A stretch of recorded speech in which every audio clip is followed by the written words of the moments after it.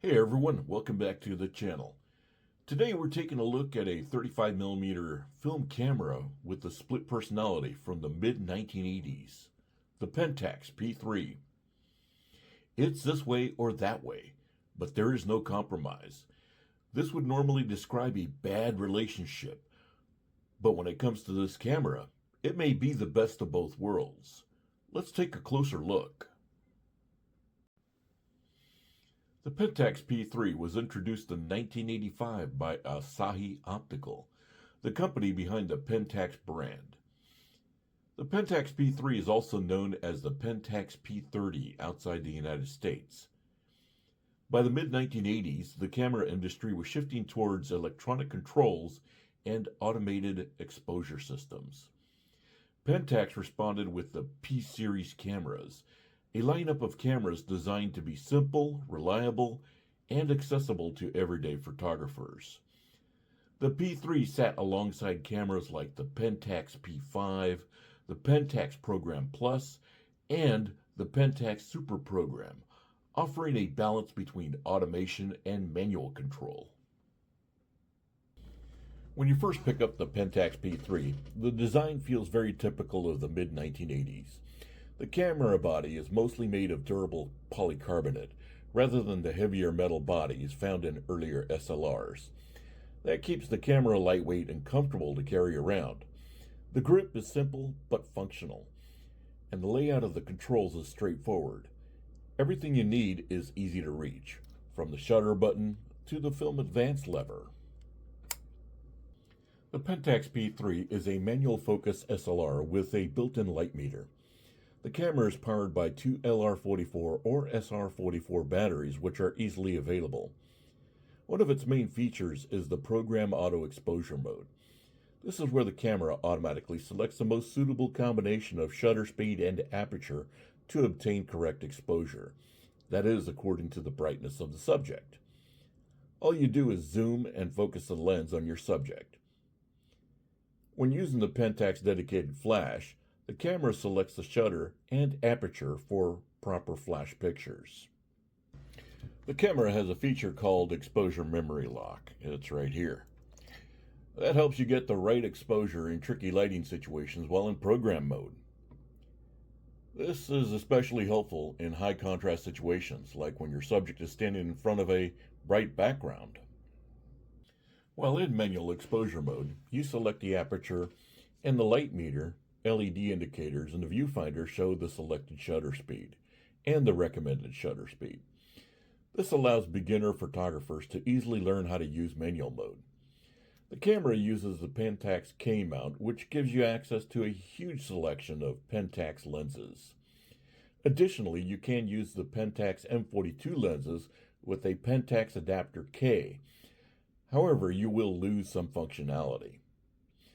The camera also supports DX-coded film, which automatically reads the ISO settings from the film cartridge, so there's no need to set the film speed. The viewfinder is bright and uncluttered, making it easy to focus and compose your shots. Exposure data is displayed by an LED display on the left side of the viewfinder.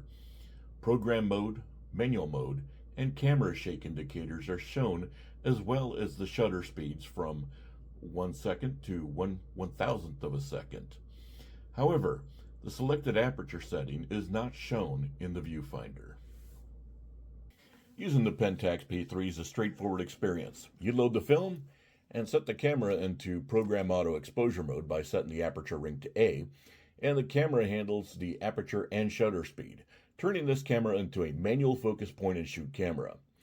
The light meter generally does a good job of balancing exposure in most situations. Because the camera is lightweight, it's easy to carry around for everyday photography. Street, travel, and casual shooting are all areas where this camera performs well. Pair it with the Pentax Prime lens and you get excellent results on both color and black and white film. Now let's talk about the pros and cons of this camera. The pros are: this camera is lightweight and easy to carry. It has simple and beginner-friendly controls. You have access to a wide range of Pentax lenses. It has reliable automatic exposure. It has full manual mode. And finally, it's affordable on the used market. Now let's talk about the cons. It has mostly plastic construction. There is no aperture priority or shutter priority modes compared to other SLRs. It has no exposure control. It has electronic operations, which means it requires batteries. And it is often overshadowed by other Pentax models.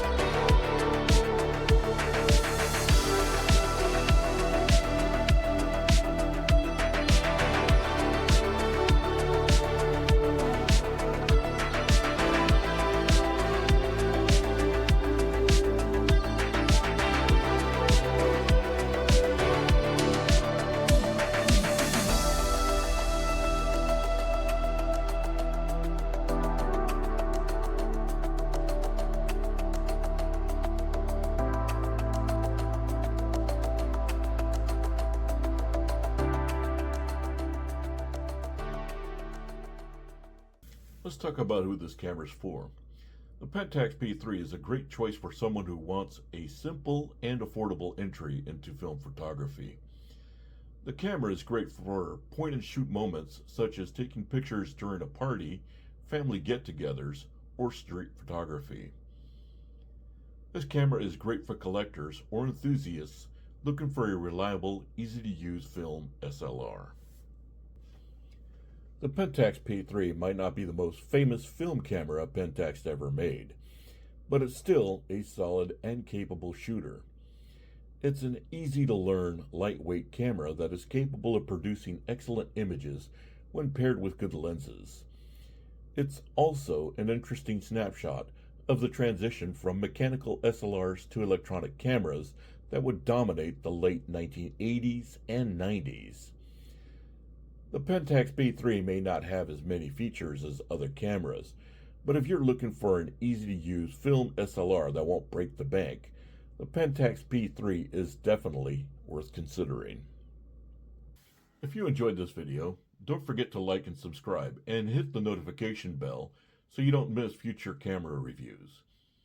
And let me know in the comments if you've ever used the Pentax P3 or if you prefer another Pentax film camera. Thanks for watching, and I'll see you in the next one.